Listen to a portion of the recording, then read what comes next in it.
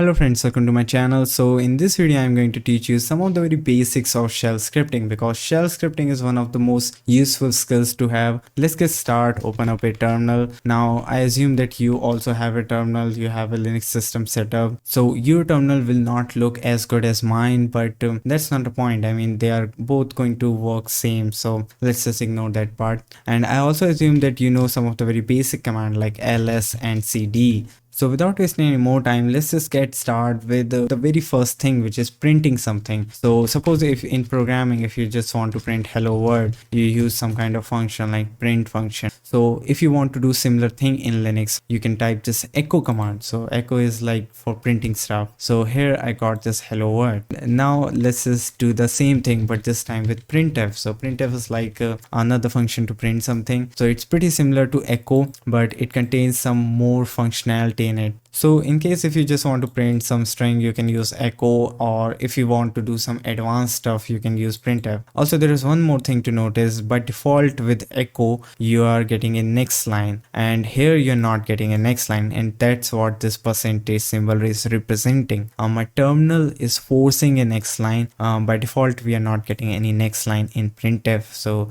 that's the basic difference in the default behavior in both these commands. Now suppose you want to get a next line. What you're going to do, there is a command known as man, which stands for manual. So you can use this command man to just look into the manual of any other command. So man is a command and then printf is a command. So what man is going to do is it's going to open up a manual of printf. So let's just press enter and see. So here's the manual of printf, and you can just learn anything about printf. So this guide contains everything regarding printf functionality. So you can search through it. To search, you can type / and then you can just search whatever you want to search. So I want to just search about line to get a new line. So when I press enter, it's going to show me something. So here you can see a new line.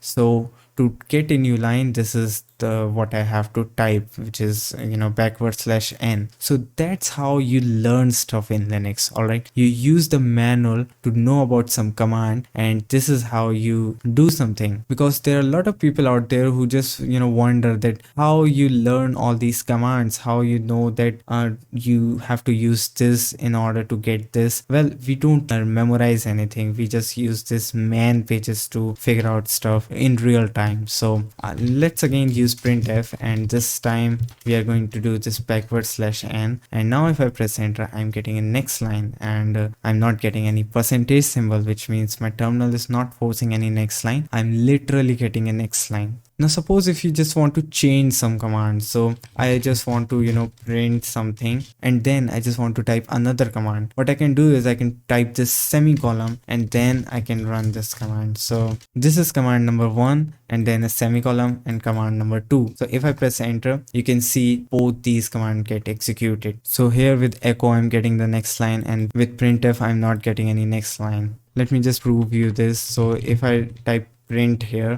and echo here, so you can see here printf is not getting any next line, and this echo is getting a next line. So that's why I'm not getting any percentage symbol here, because there is no need to force any next line, because there is an echo command which is going to print something in front of this.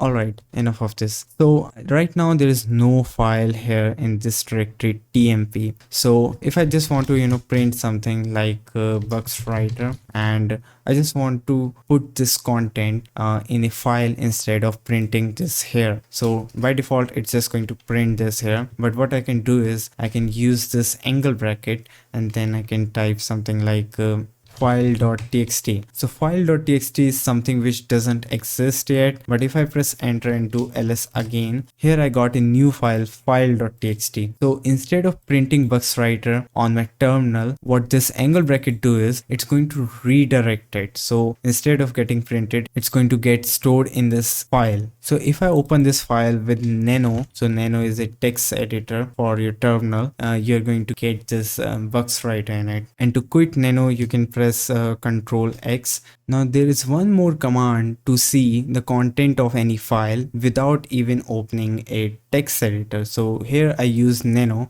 but I don't have to use nano. What I can do is I can use this cat command. So cat file.txt and press enter. So it's just going to print out whatever is inside the file. And you can do this redirect thing with anything, so with any command I mean. So here if I do ls, you can see this file.txt. I can do this ls minus l, so it's also going to show me some information regarding this file. Now what I can do is ls minus l, and then I'm going to just redirect my output into some output.txt and press enter. So here if I do ls, I got one more file, output.txt, and I can just use get command to just print out all the contents inside this file. And here you can see I'm getting the output of ls. Now let's just learn one more important thing, to take input. So suppose if you just want to take input for something, so I just want to make a program which is going to ask me for my mood, and then I have to type something like good, bad, or whatever my mood is. How we are going to do that? It's pretty simple. First, let's just echo, tell me your mood. So that's pretty simple. Now after that, what I can do is I can type this semicolon, which is going to allow me to type another command. So I'm going to type this read command, which we use to read any input. Now after read command, we also have to write some variable name. So this is the variable which doesn't exist yet, but after we read the input, the shell is going to create that variable. So let's just write mood. So mood is my variable name, and if I just press enter, it's going to ask me for my mood. And as you can see, I'm getting in next line because I'm using echo. So my mood is good today. Now I have my input inside this mood variable. All right, to look into this variable, we can type echo and then this dollar symbol and then the name of the variable. So if I press enter, it's going to print good. So now let's just write our first shell script. So let's just use nano, which is a text editor, and type mood.sh. So if I press enter, the first line we have to type is a shebang line. Now what is a shebang line? Well, you don't have to go a lot deeper into this. This is just going to tell our computer that this is a shell script. Let's just do what we just did on the terminal. So the first type echo and then what is your mood today. So this is like the question, and let's, instead of using echo, use printf here, because as I told you, printf is not going to give us any next line, and in this case we don't want any next line. After this, read mood. Now echo mood, so we are just printing our mood. But I don't want to print the mood on the terminal. I just want to store the mood in a file, sort of like a record. So what I can do is I can type my moods.txt. So this is like a new file which will store my mood. So Control O to just write it, press enter, Control X to close it. And if I do ls here, so I got this file mood.sh. I can delete this output.txt and file.txt because it's completely useless. So to delete, you have to type rm and then the file name and press enter. So again do ls, and as you can see, this is the file we needed. And let's just run this chmod command. So what is this? So right now this shell script is not executable, and you need to have this script executable in order to run this. So this is like a very important command to run before running. If you want to run your shell script, you have to type chmod plus x and then your script name. So plus x means make the script executable. So just press enter, and now if I do ls, the color is changed, which shows that my script is now executable. Also, if you do ls minus l here, you will see this x symbol everywhere. So this means that this script is executable. So it's time to run the script. To run the script, you have to type / and then mood.sh, press enter. So it's going to ask what is your mood today. So I accidentally typed you, but it's your. All right. So let's say bad and press enter. So I got nothing. But if I do ls here, I got this file mymood.txt, and if I use cat command to do to check what is inside the mymood.txt, as you can see, it just stored whatever my mood is. So let's just clear the screen and run this mood.sh again. And again, it's asking what is your mood today, and let's say good and press enter and do ls. So here, this is my mood.txt, and let's do get my mood.txt. So what do you think what we are going to get? Are we going to get bad or good or bad good both or what? So if I press enter, you can see we got good. And the reason why I got good is it just replaced the bad. All right, so before good I had bad in this file, but now it just replaced that bad with the good. So if I echo something like great, and if I just redirect my output into this my mood.txt file, it's just going to replace whatever